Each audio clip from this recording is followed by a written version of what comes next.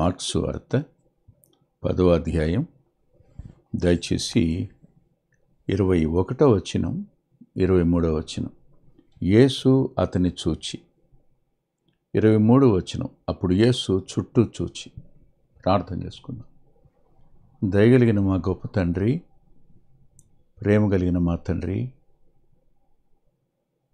కృప కలిగిన మా తండ్రి, పరిశుద్ధుడు అయిన మా దేవ, మరోసారి మీ ప్రియకుమారుడు మా రక్షకుడు అయిన యేసుక్రీస్తు ప్రభువారి అతి పరిశుద్ధ నామంలో దయగలిగిన మీ పాదాల సమీపానికి రావడానికి మీరు మాకు అనుగ్రహించిన ఈ తరుణం కొరకై రుణస్థులమని చెప్తున్నాం. ఏమిచ్చినా నీ రుణాన్ని మేము తీర్చుకోలేం. చాలినంతటి కృపనిచ్చేవారు, చాలినంతటి సహాయాన్ని ఇచ్చేవారు, బలపరిచేవారు, తోడుండేవారు, మేలు చేసేవారు, అవసరతకు మించిన సాయం అందజేసేవారు, కృప కనపరిచి ప్రతి అక్కర వద్ద చాలినంతటి దేవునిగా ఉన్నందుకే రుణస్థులమని చెప్తున్నాం.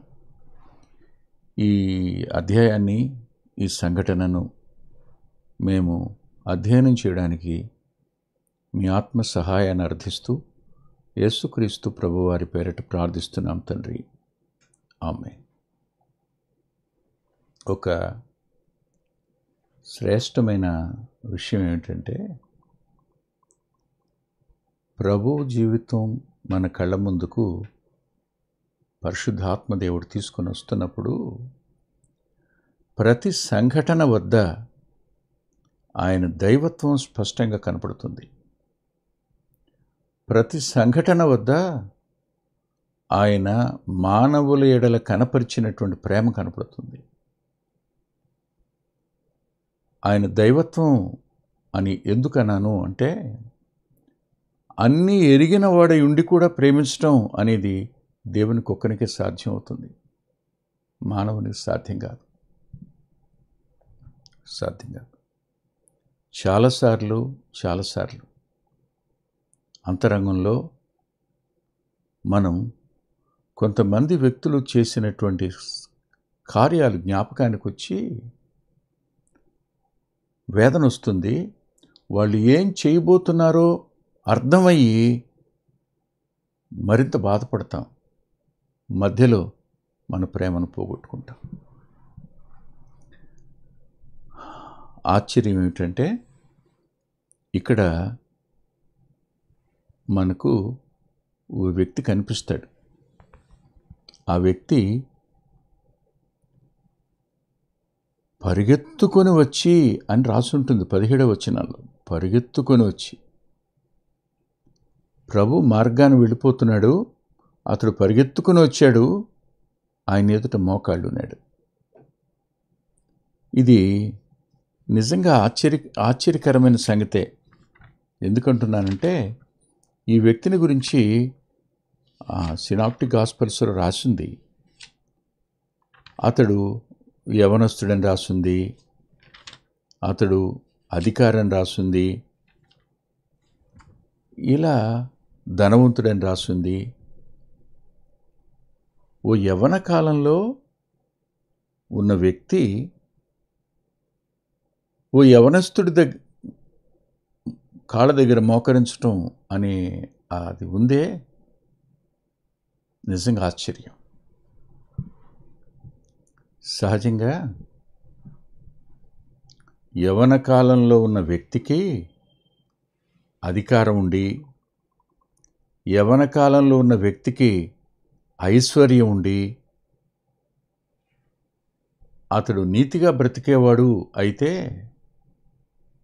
లోకరీతిగా మాట్లాడుతున్నాను, అతనిలో దీనత్వం కంటే అహంకారమే అధికంగా కనపడుతుంది.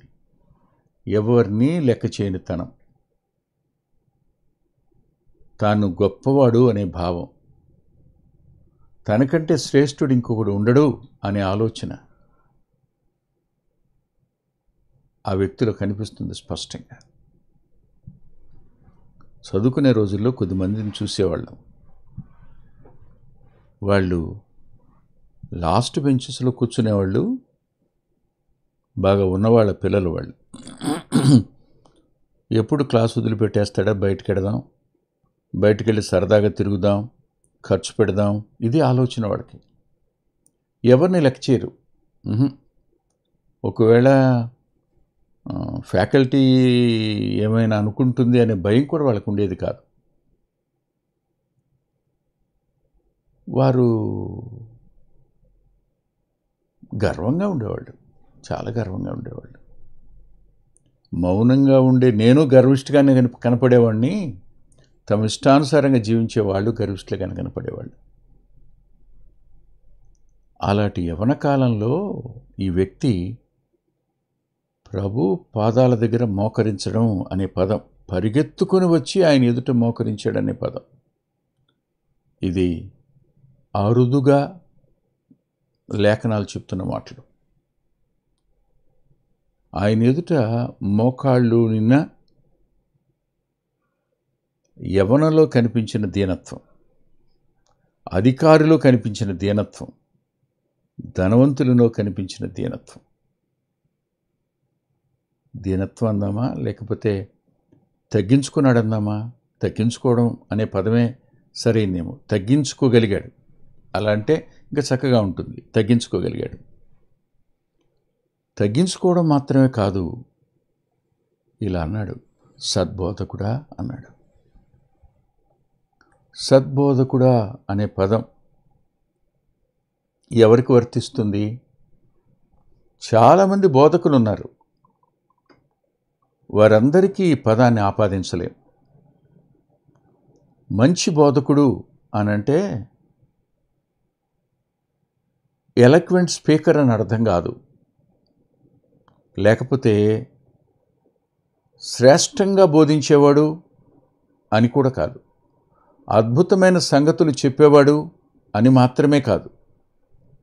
సద్బోధకుడా అనే పదానికి నాకు కలిగిన ఆలోచన ఏమిటంటే, ఏది బోధించాడో అది జీవించినవాడు, ఏది జీవించాడో దాన్ని బోధించేవాడిని సద్బోధకుడు అని అనాలి అన్నది మానవీయ దృక్పథం, మనుషుల దృక్పథం.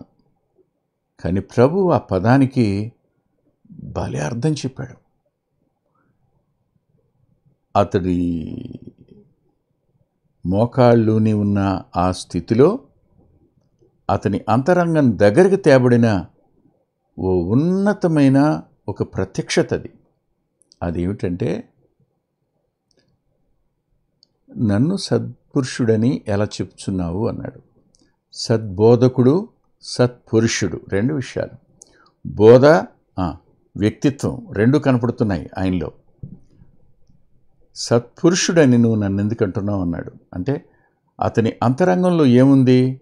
ఈయన మాట్లాడిందే బోధిస్తాడు, బోధించిందే మాట్లాడతాడు. ఈయన సత్పురుషుడు, మంచి వ్యక్తిత్వం కలిగినవాడు అనే పదం. దానికి ప్రభు అంటూ, దేవుడు ఒక్కడే కానీ మరి ఎవడనూ సత్పురుషుడు కాడు అని అన్నాడు యేసు ప్రభు.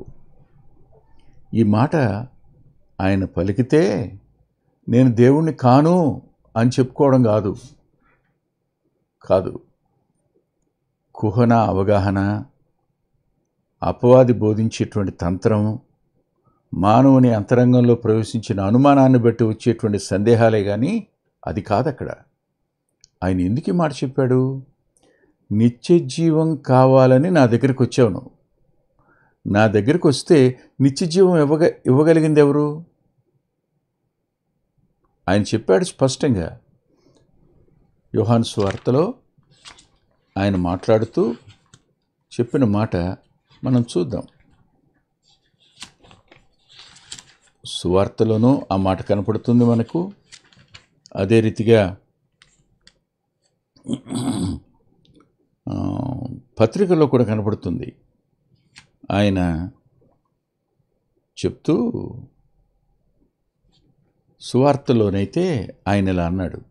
ఏమన్నాడంటే, నా మాట విని నన్ను పంపిన వాని ఎందు విశ్వాసముంచువాడు నిత్య జీవం గలవాడు అన్నాడు. అంతేకాదు, ఆయన నా ఎందు విశ్వాసముంచువాడు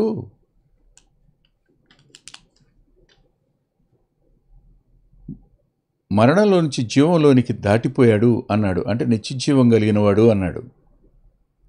ఈ 2 పదాలు సమానార్థ పదాలే. ఈ అర్థాన్ని స్పష్టంగా గ్రహించినటువంటి ప్రియ శిష్యుడైన యోహాను గారు వ్రాస్తూ ఆయన తన పత్రికలో ఇలా రాశాడు. ఆయన ఆఖరి అధ్యాయం అంటే 5వ అధ్యాయం 13వ వచనంలో, దేవుని కుమారుని నామమందు విశ్వాసముంచు మీరు నిత్య జీవం గలవారని తెలుసుకోవడానికే ఈ సంగతులు రాస్తున్నాను అన్నాడు. అంటే ఆ పత్రిక రాయడానికి ఓ రీజన్ అది. వచ్చి మోకాళ్ళుని నా వ్యక్తి నిత్య జీవం ఇవ్వగలిగిన వ్యక్తి ఎవరో గ్రహింపు కలవాడు అవునా కాదా? సత్పురుషుడని ఎందుకంటున్నావు? దేవుడు ఒక్కడే సత్పురుషుడు. నిత్య జీవాన్ని ఇవ్వగలిగింది ఎవరు? ఆయన ఒక్కడే కదా. మరి నన్నెందుకు అడిగావు అన్నప్పుడు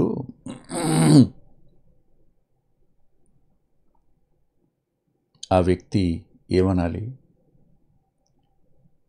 ఈ శరీరంలో, ఈ రక్తంలో, ఈ మాంసంలో, ఈ లోకంలో ఇంత పవిత్రంగా బ్రతకడం అనేది దేవునికి తప్ప ఎవరికి సాధ్యమవుతుందయ్యా అనాలి. అంతేకాదు, నిజంగా నేను చెప్తున్నాను, నీలో ఉన్న దైవత్వాన్ని నేను అంగీకరిస్తున్నానయ్యా అనాలి. ఆ మాట అతడు పలకలేదు. అతడు మౌనంగా ఉన్నాడు ఆ మాటకు. అప్పుడు ప్రభు అన్నాడు, నరహత్య చేయవద్దు, వ్యభిచరించొద్దు, దొంగిలించొద్దు, అబద్ధ సాక్ష్యం పలకొద్దు, మోసపుచ్చవద్దు, నీ తల్లిదండ్రులను సన్మానించు అనే ఆజ్ఞ నీకు తెలియను కదా అని అడిగాడు. అంటే ఏమన్నాడు? ఆయన ధర్మశాస్త్రంలో చెప్పబడిన మాటలు నీకు తెలుసు కదా అన్నాడు. చెప్పింది ఎవరు? సీనాయి కొండ మీద ఆయనే కదా. ఎవరు తండ్రి స్వరాన్ని విన్నవారు లేరు, ఎవరు తండ్రిని చూసిన వారు లేరు. పలికింది ఆయనే కదా.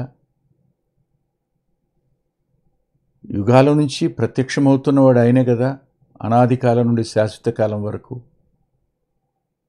ఆ మాట చెప్పి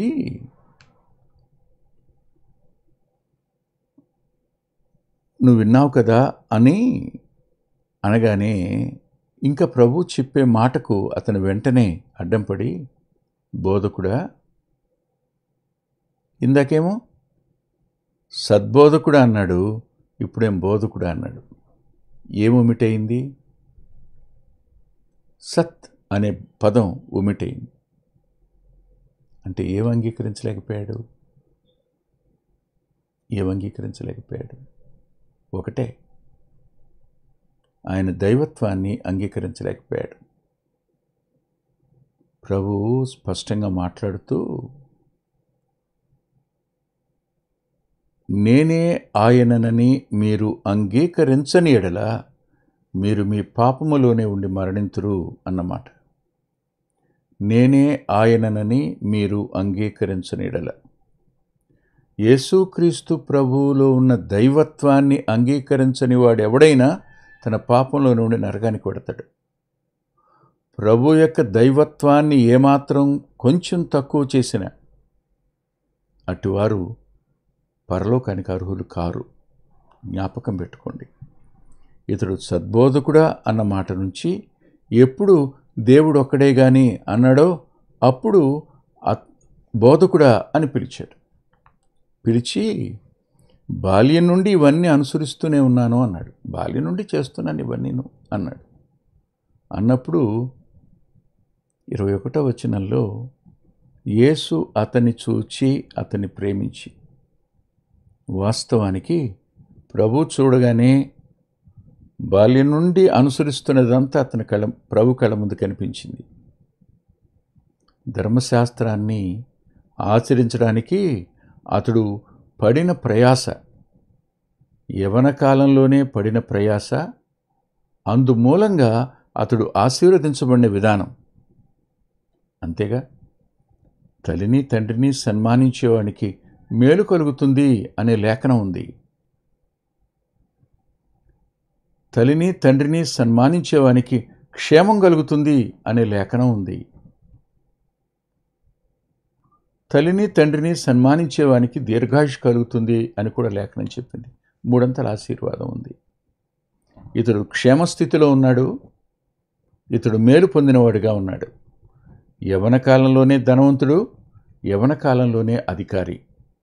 మేలు పొందాడు, క్షేమం వచ్చింది. అంటే ధర్మశాస్త్రాన్ని ఆచరించటం వల్ల అతనికి లభించిన మేలు క్షేమం స్పష్టంగా కనపడుతున్నాయి. కానీ అతడు గుర్తించలేనిది ఏమిటి? ప్రభు యొక్క దైవత్వాన్ని అతడు గ్రహించలేకపోయాడు. రెండవదిగా, అప్పటికీ ఆయన నన్ను ప్రేమించాడు. అతన్ని చూచి ప్రేమించి ఏం చేశాడు? నీకు ఒకటి కొదవగా ఉంది అన్నాడు. ఒకటి కొదవగా ఉంది. ఇది నాన్న కూడా క్రైస్తవులు అనబడిన వారి కంటే మంచిగా బ్రతుకుతున్నవారు అనేక మంది కనపడతారు. క్రైస్తవులు అని పిలిపించుకుంటున్న వారి కంటే శ్రేష్టంగా బ్రతుకుతున్న వారు కనపడతారు. వారు లంచం పుచ్చుకోరు, అబద్ధం ఆడరు, అన్యాయం చేయరు, తప్పు చేయరు, మంచి వ్యక్తిత్వం కలిగి ఉంటారు, మంచి పరిణితి కలిగినటువంటి వాళ్ళుగా ఉంటారు. వాళ్ళకి లేనిది ఏమిటి అని అంటే ఒకటే, ప్రభు ఒక్కడే లేడు. ప్రభువుని అంగీకరించలేకపోవడానికి లోకానికి తెలియనటువంటి ఏదో ఒకటి మాత్రం వాళ్ళకి అడ్డం ఉంది. ఆ రోజైనా ఏ రోజైనా మీరే ఆలోచించేయండి ఒకసారి. మీరు నిత్య జీవాన్ని పొందాలనే ఆశ కలిగి ఉన్నారు. ప్రభువులో ఉన్న గొప్పతనాన్ని మీరు విన్నారు. ప్రభువులో ఉన్న గొప్పతనాన్ని మీరు ఒప్పుకున్నారు. ప్రభు దగ్గరికి మీరు వచ్చారు. ప్రభు దగ్గర మీరు మోకరించారు. కానీ మీ కొదవేమిటో ఆయన చెప్తే తట్టుకునే స్థితిలోనే ఉన్నారా? అంగీకరించే స్థితిలోనే ఉన్నారా? ఆయన ఎవరో అర్థమైతే ఆయన జీవానికి మూలమైనవాడు, ఆయన సమస్తానికి ఆధారమైనవాడు, ఆయన సమస్తాన్ని నిర్వహించేవాడు. ఆయన ఎవరో అర్థమైతే నీ కొదవ ఏమిటో ఆయన చెప్పినప్పుడు మీరు తిరస్కరించరు, ఖచ్చితంగా అంగీకరిస్తారు. ఆలోచించండి ఒకసారి. మీరు కూడా సరిగ్గా యవ్వన కాలంలో ఉన్నారేమో, మంచి ఉద్యోగం చేస్తున్నారేమో, ఐశ్వర్యవంతుల పిల్లలేమో, యేసు ప్రభు అంటే మీకు సద్భావనే ఉండుండొచ్చు, ఆయన మంచి బోధకుడని మీరు అనుకుంటూ ఉండొచ్చు. కానీ ఆయన మిమ్మల్ని ప్రేమిస్తున్నాడు అనే సత్యాన్ని ఓసారి గుర్తిస్తే, ఎవరు నన్ను ప్రేమిస్తున్నాడు?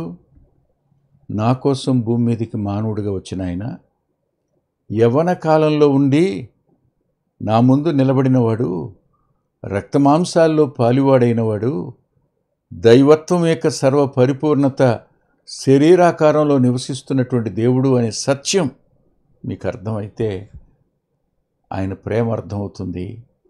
ఆయన నీలో ఉన్న కొదవ చెప్తున్నప్పుడు నువ్వు విధేయత చూపిస్తావు. తల్లి వంచండి, ప్రార్థన చేసుకుందాం. ప్రేమగల మా ప్రియ తండ్రి, కృపగలిగిన మా దేవ, కొద్ది మాటలు చెప్పడానికి మీరు చూపించిన సమయం, మీరిచ్చిన కృప కొరకు వందనాలు. మీరు చూపించిన ప్రేమ కొరకు కృతజ్ఞత చెల్లిస్తున్నాం. విన్నవారి అంతరంగాలు గ్రహించడానికి వారి అంతరంగాలను మీరు తెరవండని యేసుక్రీస్తు ప్రభువారి పేరిట ప్రార్థిస్తున్నాం తండ్రి. ఆమేన్. ఆమేన్.